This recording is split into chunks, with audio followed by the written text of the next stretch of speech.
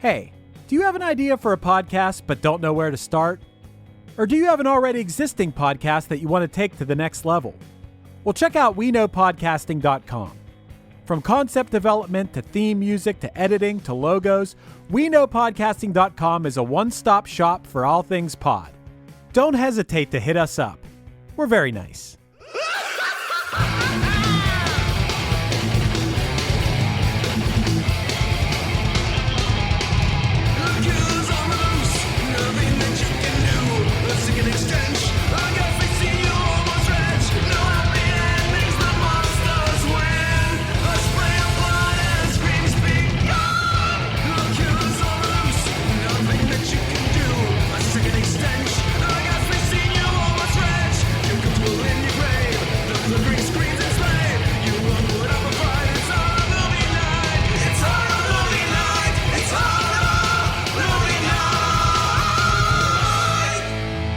Everybody, welcome to another episode of Horror Movie Night. I am your host, Matt Kelly, with my forever co-host, Scott Roger. Yo. And Brian. Oh, no Brian. But we do have a Bacon. That's a B letter. So let's bring in Bacon, who actually kind of pseudo-picked this episode months ago when he texted me and said, yo, have you guys discussed Ginger Snaps? Because I just watched it and I have thoughts. Well, thanks for having me. I'm proud to represent all the B's, all the B names, B Ryans and normal Bryans and Bacons. And what's another B name? Bob. I forgot. Bruce. I'm excited to talk about this movie with you guys. So excited. So, Bacon, I think the other thing that's worth noting is the reason that you watched this movie in the first place before you texted me was that your, at the time, girlfriend, but now fiancé, has a starring role in the movie Ginger Snaps. Yeah, she told me that, and then I instantly proposed when she's like, hey, I'm an extra in the movie Ginger Snaps. And I'm like, holy shit, this is the closest I'll ever get to being famous. So let's lock this down. Hollywood. She's Canadian, and when she was in high school, she went to high school in Canada, and that's where they shot this movie, and not in her hometown, but like in another one. And a friend told her, hey, they're shooting like a real movie in this town. Let's go there, see if we can get extras. So she drives there, and, you know, it's the whole sitting around all day on a shoot or whatever. She shows up in the movie. If you blink, you'll miss her. And even if you pause the movie, I don't think you can even recognize her because she's kind of a little bit blurry. But what scene is it? Can you tell us what scene it is? It's right after Ginger is bit and she goes to school and she's like hot for the very first time. Ah, yes, the slow-mo walk. Yes, and she walks in front of Ginger, and then before she continues, it's at 32 minutes, 33 seconds. And I've made a GIF of this. What I'm actually gonna like. So she said we should watch this movie because she's in it for a second, and also like it's an interesting film. So we watched it, and it inspired me. I already do some like YouTube movie review stuff, but it takes so long, and you have to really dive into these YouTube videos and like everything that it means, and it's a lot of work. And I'm like, sometimes I just watch a movie, and there's just one little part I want to talk about. And I think I'm going to start doing YouTube videos like that. So make sure to check out my YouTube channel, Robert Bacon, plug. And I'll tell you, I had my first experience with, if you're not doing your due diligence on a YouTube video, how quickly a human being will let you know that you suck at your job. Yep. I've also had that because when people like on Adam Sandler, Please Stop, we said like, we're fans of Norm. And then somebody like yelled at us about a movie that he was in, and I'm like, I don't know that he was in that movie, I'm sorry. And he's like, well, you guys said you're fans, and it's like, I'm not obsessive. Well, I said you're fans, not stalkers. Yes. But John, he goes, this is what's going to be our response whenever someone leaves a shitty comment, and just write, thanks for watching. We love that passion. Yeah. And he's like, I feel like that's the best. That's the best fuck response. You without being a fuck you that you could write. That is the most John fuck you too. I mean, Well, hopefully I can get around all this so my plan is to just talk about like specific parts in movies, a part that I liked or a part that I found interesting, and make it shorter so I don't have to know everything about the video and just kind of. You're going to be so pedantic that no one can fight it. It's going to be totally fine. Yeah. It's this, and one of the things that we're going to talk about on that is one, obviously, my future wife being on screen famously for a half a second. And then the next thing, if we could just get right into talking about this, it's the tail. Yes. Yeah. Arguably the most memorable moment in a movie that's filled with a lot of memorable moments. But yeah, that tail, I feel like everybody remembers the first time they saw that scene because it was fucking bonkers. We had to pause the movie. So my question is, I didn't do enough research. I didn't do my research. I don't know how old Catherine Isabel was when she did this movie. So therefore, I don't know if that was actually her butt that they put the prosthetic on. And then, they had like an animatronic tail wag, when she's wearing panties. And I'm like, is there a butt double in this movie? Which is not really like a sentence that I've ever uttered, Yeah. No, when I've said that before, I'm like, is this a butt double? I think I watched a Nick Cage movie where you saw his butt, but then I'm like, oh, it's Nick Cage, of course. No, but listen, I know that every time you see a really nice sculpted pair of ham loafs on your screen, that's an ass double. And I also know for a fact from my masturbatory experiences back in junior high that is not Salma Hayek in the naked scene in Desperado. That is a body double. Wow. But when it comes down to like something as innocuous as a teenage girl's underpants with a tail poking out through the panties, that's the part that gives me pause. It's where my mind goes. It's like, is this a body double? Was Catherine Isabel old enough to show her butt in this movie? I think they were both in their 20s when they were doing this. I have another question for you, too. Mm-hmm. For her sister, is she wearing a wig the entire movie? Because Yes. I've seen this movie a dozen times, and I just noticed the wig. I was like, that lays front ain't a lays front at all. So I'm looking at the IMDb trivia. I'm not going to go through all of this because I didn't do this before recording, which is rare for me. And there are 55 trivia facts Oh my God. on IMDb God. for Ginger Snaps. And 2 are interesting. Well, the first one, though, is along with the coincidence that stars Catherine Isabel and Emily Perkins auditioned on the same day, the two actresses were also born in the same hospital, attended the same preschool, elementary school, private school, and worked through the same talent agencies, and both were guest stars on the show Supernatural. Last part's really not that interesting of a coincidence. That's just being an actor. I do remember seeing them on Supernatural because that was back when that show didn't suck so bad. And I remember turning to Megan and being like, that's the girl from Ginger Snaps. And she's like, okay, like a normal human being. Yeah, she didn't know. You had to go, that's the girl from Ginger Snaps 2.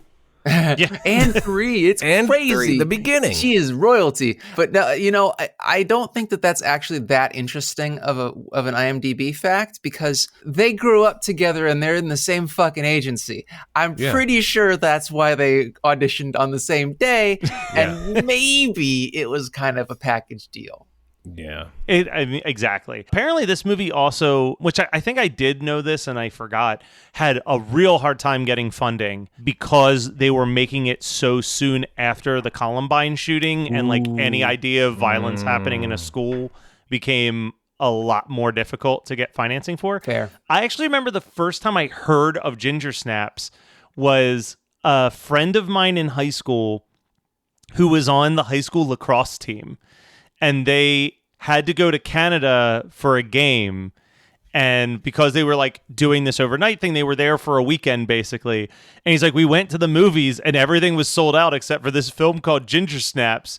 And he's like, it's fucking weird, but I think you'd like it. Yeah, So, that's the best way I could describe the movie. Weird.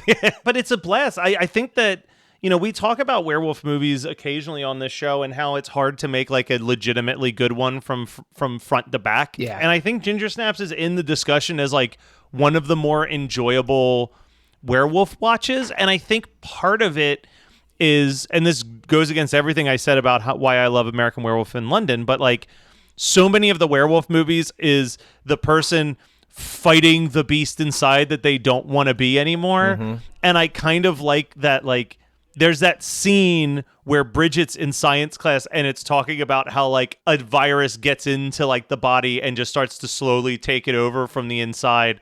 So it's like at a certain point, Ginger's no longer Ginger internally anymore. Like the werewolfism has spread enough that she's just like totally fine with everything she's doing. Like that part of her that would feel empathy is like long gone at this point. So it's like, oh, cool. We're not wasting time with like the, oh, woe is me, the pains of being a werewolf. No, I get it. And I just can't call this movie fun. You called it a fun watch. I think this movie is really dark. Like, it's considered a dark comedy, apparently, but I would call it a horror drama, personally, because it's just really dour. Like, there's it's so heavy. It's not that I can't enjoy watching it. I mean, I've watched it 12 times. Obviously, like, not 12 times. The theme song. Yeah. Yes, I was about to say, like, I love the theme music. Am I allowed to say that since I covered it? Matt, if you want to talk about that theme song anytime, just let me know, buddy. But just like the music's kick-ass, the outfits are kick-ass, because literally everything that the dudes wore in this, I wore in high school too. Yes. It's all the exact same stuff I wore in high school. Puka shell necklaces. Thing we were missing, all the stuff. Well, there were the puka shell necklaces. You know what was missing in this were those big ass metal bead necklaces. You know what I'm talking about? Yeah. Those ball bearing necklaces. Yeah. And if you were really cool, you had a ball bearing necklace that was braided with hemp. Oh yeah, I know those ones. Yeah, Maybe they didn't get those up in Canada yet. They're a little bit further behind up there. Yeah. But those hemp necklaces, when you would put them on there, it'd be so itchy, right? And I remember my sister making them for me when she would go to camp or whatever in the summers, I guess, is where she learned how to do it. But she made me a couple, and I wore them constantly. If there are pictures of me from high school, I am wearing a hemp necklace because I had to wear them every single day, because the prescription for them was you put them on and you don't take them off until they're soft. Because like when you would shower and get them wet or get in the pool and stuff like that, the hemp fibers would become softer, and I never got there. I don't know if that's bullshit or not. That's a weird selling point for an item of clothing. It's like, here, wear this uncomfortable thing until it's comfortable, and then you can take it off. Yeah. The 90s were a very, very odd time. So talking about your hemp necklaces, I don't think I've ever mentioned this on the podcast, but in the continuing like origin stories of Matt Kelly and his weird choices in life, despite me being the most sober person that you probably know, one of my first jobs was for 7 months. I worked at a head shop. So, wow. Selling hemp. Did you like go stuff. in because you're like, I really like the smell of this store. This store smells good. You guys smell candles in here? And I had one of those like hemp satchel bags. You know what I mean? Like, wow, you were all in. You were like a pothead without being a pothead. Yeah, literally, he had all the accoutrement, but none of the weed. Yeah, I rocked tie-dye t-shirts. At this point in my life, I wore exclusively Hawaiian or tie-dye t-shirts, and I had hair down to my shoulders, and I had yet to smoke a joint in my entire God. life. If I saw you in college, I'd ask you where to buy weed. Yeah. Dude, and here's the thing, is that's not special, Bacon. Asking somebody where to buy weed is not special. I was in a metal band for a decade. You know how many times touring bands asked me where the weed was? Yeah. Do I look like I know where the weed is? No, you guys can't see, but he doesn't look like he knows where the weed is. No. Yeah. But also, I will say that to atone for Matt's fashion faux pas here, in like 1999, wearing Hawaiian shirts was what every ska and pop punk guy did. You would go. So I also was wearing the cabbie hat. I've seen the pictures, Matt. I know exactly what you were weering. Wow. So you were basically dressed like a virgin. Rob Schneider's "You Could Put Your Weed in There" from Saturday Night Live. It's funny when I look back. Someone once described me as having the fashion sense of Corey Matthews trying to dress like Sean Hunter. That's the best description. That is so painfully on point. Wow. It's such a good reference, too. That's cool. Holy shit. That's nuanced. Unlike this film, which is straight up, hey, werewolf equals period. Just so you guys know, like, we'll have a calendar. The sister will be circling based on the moon. What's this? It's not even a metaphor. The subtleties are out the window in this movie. I wouldn't even call it a metaphor, because it doesn't, like, it would need to be slightly subtle. This is literally, if you're a werewolf or if you're getting your period for the first time, exact same thing happens to you. So there are some things about that I have some logical issues with, because Ginger doesn't change based on the moon. And also... Well, in the calendar, her sister circles full moon. She does, I know. But she's changing slowly over the course of, I want to say, 2 weeks. And women do not menstruate twice a month. I mean... Typically, women do not menstruate twice a month. For the listeners that do not know this, which may be some of you, and it's totally fine, we're all friends here.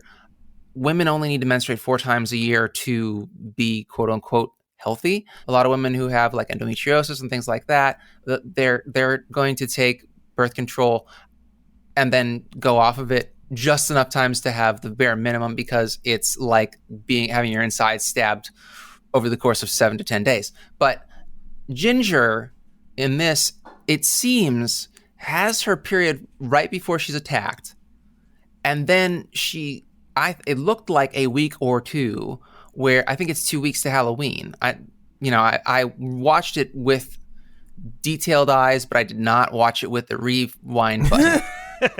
If that explains my effort level, because there's also something that Bridget says along the lines of, she's changing even without it being a full moon. So I like that they kind of play hard and fast, like hard and loose, or fast and loose rather, with their werewolf mythology and kind of like the physiological changes, which is cool, because the worst thing about being a werewolf is that you're only scary 1 day a month. And I think that there are cool things that could be done where. Well, and that's what I mean, unless I'm completely wrong here, but my interpretation of Ginger Snaps, and then I feel like it's pushed even further this way in Ginger Snaps Back, which I, in a lot of ways, I think is a slightly better movie. Once Ginger becomes full wolf, Ginger does not exist anymore. Ginger is gone. Yeah. She is a wolf for eternity now, until a dude hits her with his bus. So the werewolf that's killing all the dogs that then, bites and infects Ginger. Oh, by the way, a movie's not fucking around when there's a dead dog in the first minute. The movie. That's okay, insane to start your movie off with a dead animal right away. It's kind of dog. like A Quiet Place, where they start off with killing a kid right away. Yeah. Kind of like, I thought they were kind of setting an example of like, hey, anybody can die, anything can happen. But really, they didn't build on that at all. I felt like that was just a shock thing that they put on there. But they also have, I have notes of all the dogs dying. Like, first dead dog, second dead dog, third dead dog. Yes, first I have dog, here the fourth dead more dog. dogs die in this movie than people. Yeah. It may not be more, but it's definitely the same amount. It's on par. It's on. I think that, so the one thing I wrote down is I do like that opening scene as how it sets, a tone and mood to it. But, Scott, you're a pet owner. Yes. Let's be real. That scene feels like it's starting in the middle of the afternoon. You know what I mean? That's that's not like first thing in the morning. So you're telling me that this dog owner hasn't questioned where their dog was since they put it out last night until the paw was found in the sandbox by their child. No, it has a little house. I mean, it has a little house out there. It's fine. We're playing fast and loose with the rules of pet ownership in Ginger Snaps. I also want to say this was filmed in the 90s in Canada. So perhaps there were different rules about... Yeah, that's like our 80s, basically. That's what Bacon's saying. I don't know. I agree with that. It's early 2000s, isn't it? Yeah, it's 2001, I think is when it came out. So it was probably shot in 99. I think it was... Or 2000 at the earliest. Yeah, around that time. Yeah, so they're about 5 years behind, I'd say. It's a 2000 supernatural horror film directed by John Fawcett. So yeah, it was definitely filming in 1999 at the latest, because the best thing about this movie, besides the werewolf design, because I absolutely love... It is a great design. Yeah. So this I like the boobies on it. That's my favorite part. I want more werewolf movies where they talk about what happens to your genitals. I think that's really important. It's been missing from so much of the lore that, it's a disservice. I'll say I've never seen a werewolf butthole. A big thing about dogs is their buttholes, smelling buttholes, licking their butthole. They kind of stay away from that. And in this movie, I'm pretty sure she only has two werewolf titties. Well, no. So she probably has she's got wear boobs on her stomach, but she probably has wear boobs up on her chest too, because you're not exactly human, you're not exactly wolf or canine. So I don't know. I also think that this is a very dangerous path to go down because we're still talking about 16-year-olds. They're 20 in the movie. Yeah, well, I will give this movie more props. So there are two things about this. This is a great segue because I was going to get back to this when we were talking about it probably being filmed in 1999 and then being released in 2000, because it was actually filmed in the fall. You can tell because the leaves are changing on the trees. It's probably very early October. Not in Canada. It's probably July. Let's give them August. All right, Let's August. just say August. But It's August, September, somewhere on there. They're filming and the leaves are changing. Huge bonus for me because this is a Halloween movie. This has been on my October watch list for pretty much the entire time we've been doing horror movie nights. So Bacon, thank you so much for picking it. So I didn't have to burn one of my picks on it, because then I also would be able to talk about me covering the theme song, because that would have sounded really like douchey. But the other great thing about them filming this in the fall and actually having actors that look like teenagers. Now, I can't say that they aren't teenagers, but I can't say that they are teenagers, because I'm not going to go and map out on IMDb who Johnny Schmo, who plays, a douchebag jock in Ginger Snaps 2000, how old he was, like trajectory. Whoa, how old was he when he was in this movie when they were filming?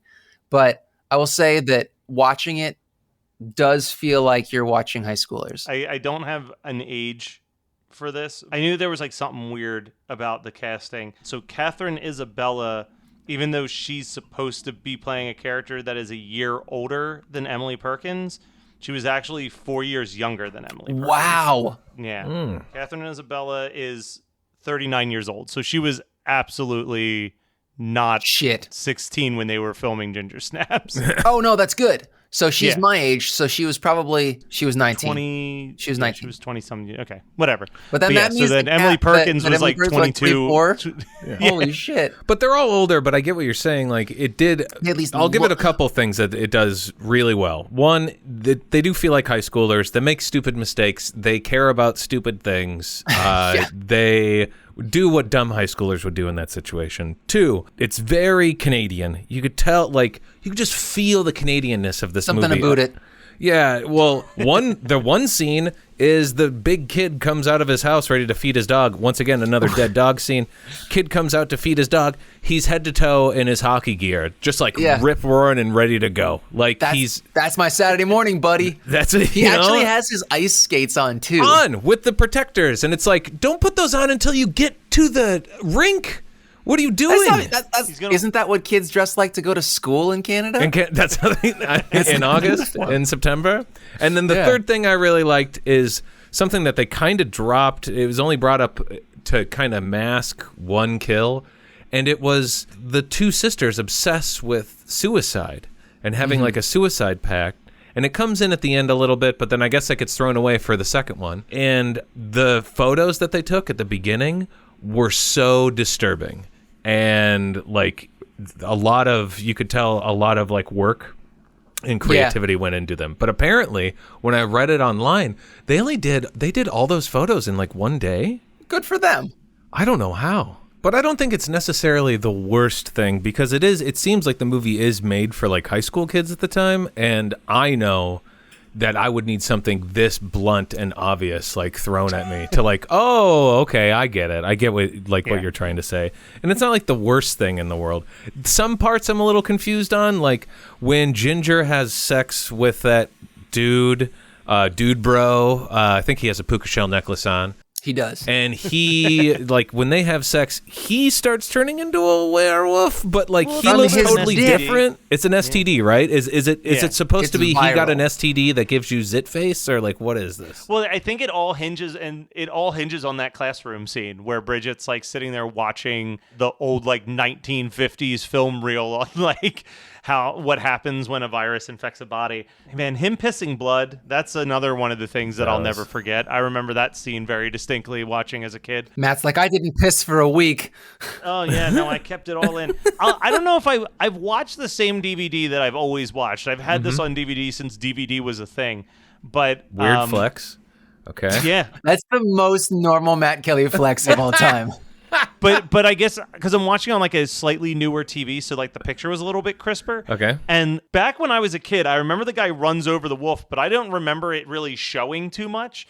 But like this time I'm looking at it and it's like, man, it's like an exposed bone through like a shredded leg and like a paw in the ground, like snapped in the other, like whatever they made for just that lower third dead wolf body, they put a lot of time and effort into like making it look really fucking gnarly. I'm gonna look it up. So what I did is I have an HD version of the movie that I've imported into Final Cut. If you know the time code, I could look this up because I'm just editing all together the tail parts. Well, those are my favorite parts. So you said that your fiance's, the Canadian bacon is Canadian bacon. 32 minute 32 minute 33 seconds around, right. And then she so walks I would in say front. Jump somewhere in like the 15 to 20 minute mark when they get attacked, and then the dude hits the wolf it's when the pothead hits the original werewolf and runs it over. Yeah. There's a shot that it's basically from the asphalt, and there's in the foreground there's like the carnage of the dead body, and then there's the van in the background, and it's like kind of billowing smoke out of the it's just one of those things where it's so detailed for like something that didn't there it need is to be detailed. I'm looking at it. The best part about it is that like this is the problem, this is the thing that sucks so much about practical effects, is that people spend hundreds of hours on shit that gets 3 seconds on screen. Yeah. Oh, you know what? I'm looking at it right now, and not only did they do that, it looks like a real bone shoved in there. It's like kind of a mess.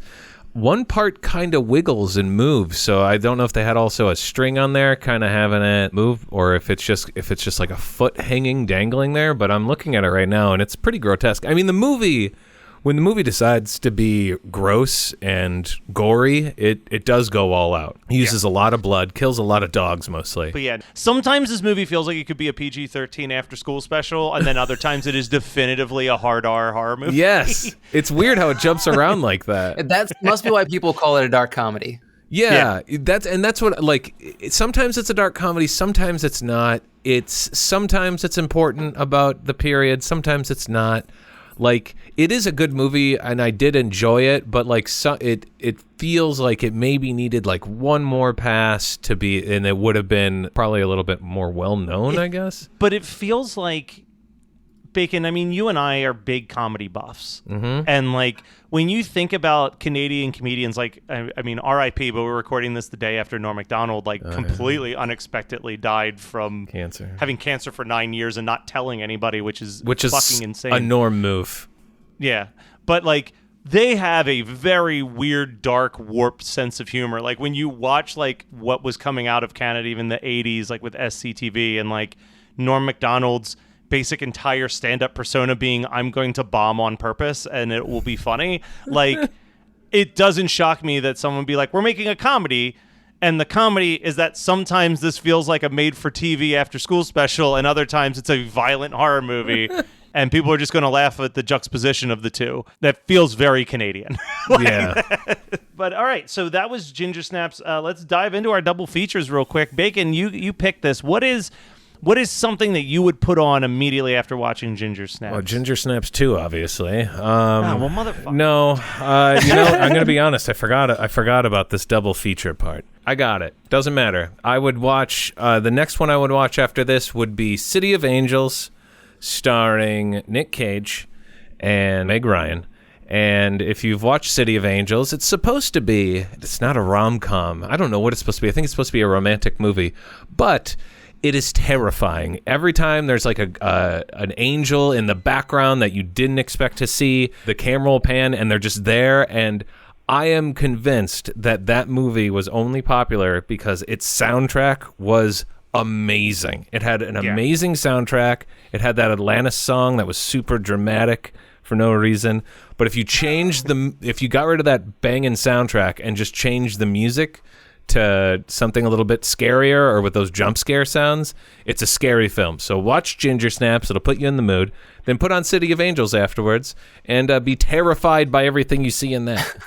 Bacon, you're a pretty good editor. I remember, like, I guess 15 years ago, Yeah. when taking movie trailers and like just changing up the music was like a big thing. Like, I think you could absolutely make the horror version of the City of Angels trailer. I'm not even. So what I'll do is I'll do a Ginger Snaps where I talk about the tail and I just show the tail and I talk about that, and then I'll do another video where I just put the seeds together and I put ominous tones underneath it, and those will be short videos. So hopefully by the time this comes out, at least one of those videos will be up on my YouTube channel. Check it out. I'm going to double feature Ginger Snaps with Jennifer's Body because they feel very similar. This was the easiest double feature choice I've made in months. But the funniest thing about the difference between them is that I ranted and raved about how Catherine Isabel looks like a high schooler. You know, Megan Fox and Amanda Seyfried in Jennifer's Body look like they are like substitute teachers. They're like, it's like Never Been Kissed, but with demons. You know, it's just very much. Was that not another teen movie where the old lady? Yep. They do that. They make fun of it, and she comes in and she like kisses some boy or something. Yeah, she kisses a girl. She does. They do the they cruel do the intentions cruel intentions bit. thing.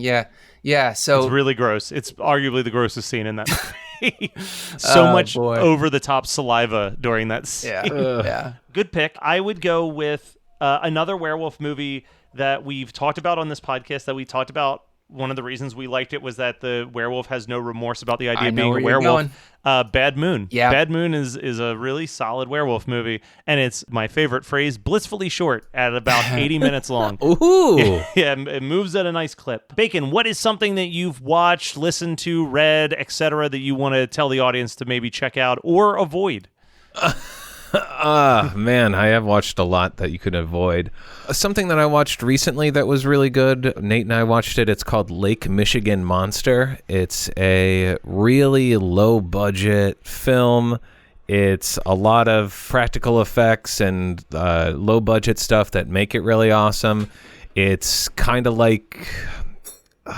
it's all black and white. I was going to say it's kind of like The Lighthouse, but it's not at all. It's a fun, silly film.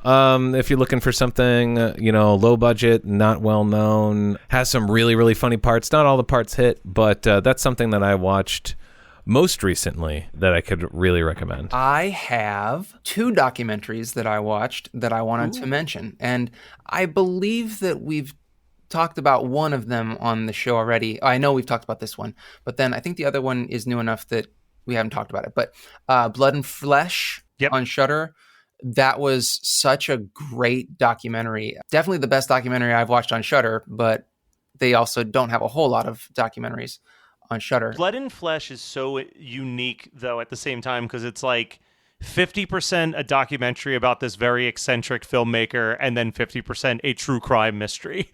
Yeah, I think that's what made it energetic and watchable for me, because I don't love true crime docs, but I really enjoyed that. I finally broke down and watched Ready Player One on HBO Max because I couldn't sleep. That was the most hey remember when thing, and it was exhausting. Yeah. It was just exhausting, and I felt so old watching it.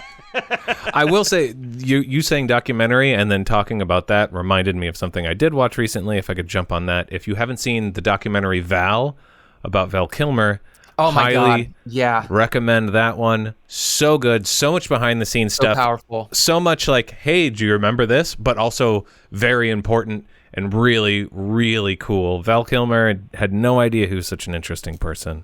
Me neither. Yeah. Megan and I watched it together, and it took us 2 nights because it's heavy, but it is really a great doc.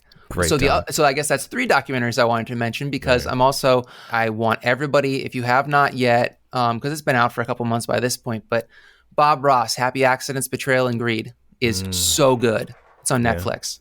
Okay.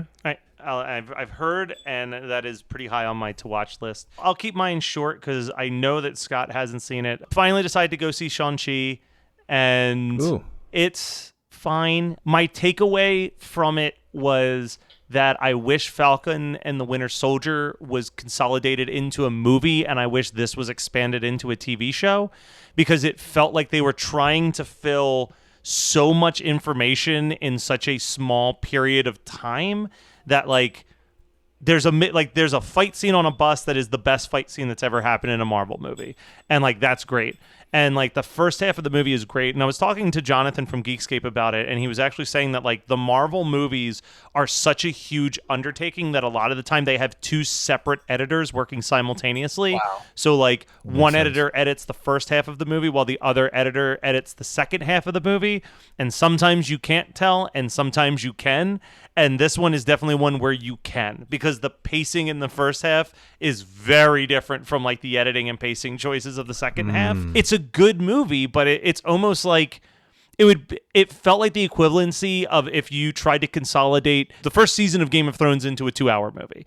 There's just so much character and story that they're trying to pack into a very tight package that I just kind of started getting exhausted through it. But amazing movie. The way that it stays connected with its character's heritage and bringing up all of these really important pieces of the Chinese mythology and all of that is really fascinating. It's great. Again, it's kind of the same thing where, how I felt when I saw Black Panther, which is I liked Black Panther, but it was cool to see a movie that I knew wasn't about me and my opinions. Yeah. And that's kind of how I felt leaving this, was I can have my complaints and my nitpicky things, but this is going to be a bunch of people's favorite movie because they're seeing themselves represented in a gigantic big hit movie. And that is just as equally important, probably more important than my little the editing's weird complaints. So I do recommend it, but it's definitely not not my favorite Marvel movie, far from my least favorite Marvel movie. So that is that. Bacon, where can people check if people were listening and they're like, man, this Bacon guy, I don't know, but I like him.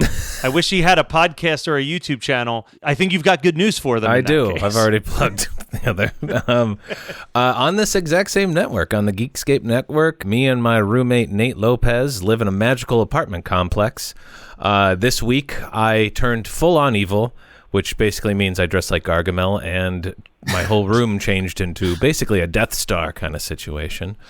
Make sure to check that out. 91 Donkey Lane. We got 83 episodes out, so if you haven't heard it, you got a lot of stuff. Also, my YouTube. So you can either just go to robert-bacon.com and that'll send it, or you can go to YouTube and just look up Robert Bacon. I don't know if I'm at the top, even though there's another guy who only has 5 subscribers, but he's always at the top for some reason. Let's get this man some subscribers. All right. Well, thank you so much, Bacon, for joining us. We will be back next week with more horror movie night, but absolutely make sure you're hitting up the Patreon, patreon.com/HMN podcast, and obviously going to the Geekscape YouTube channel and subscribing to that as well, so that you don't miss on all the great videos like the ones that have been narrated by myself, Scott, and Bacon. All right. Bye.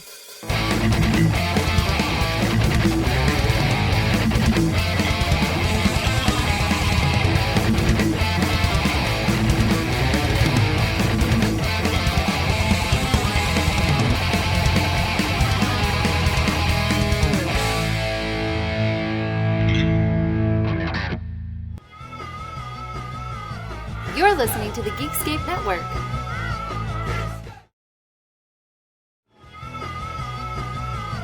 You're listening to the Geekscape Network.